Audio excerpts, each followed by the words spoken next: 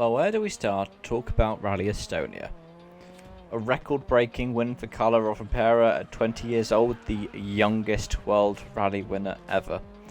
And taking it from his boss, Jari-Matti Latvala. And, well, I said he was going to be the one to do it. Now the question is, will Solberg be able to beat him as well?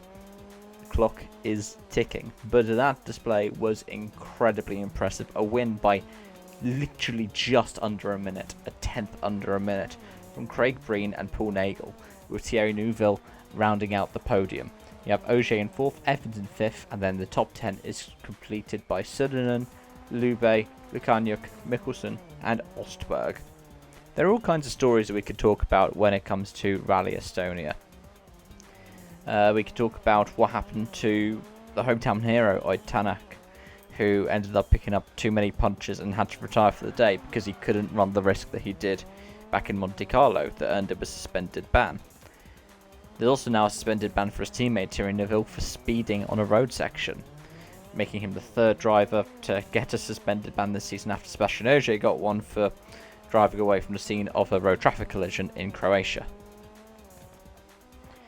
But what can we say?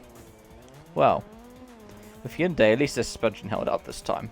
We didn't see anybody losing their suspension while leading the rally. What we can also say is Kalle Rovanperä is back in his stride. He has been so out of form for a lot of this season, since the Arctic really. I mean, we saw the crash in Croatia, and then he just wasn't there so much. The Safari, he started to show some pace, but then he got bogged down in the final test, the penultimate test of Friday, and that cost him valuable time. But still, a first win. You got to be impressed with that. And 20 years and 5 months or so about since his dad claimed his own sole WRC win. That's pretty cool. But what else can we take away from it? Craig Breen is a rally winner in material. He doesn't have the actual win yet. Himself and Paul Nagel can win a rally, and they could easily do it next time out at Ypres. They're arguably Hyundai's best shot, even better than their hometown hero for Rally Ypres, that will be Thierry Neuville. Because Craig Breen has won there. He won there, last year? In the Polo? Or was it the year before?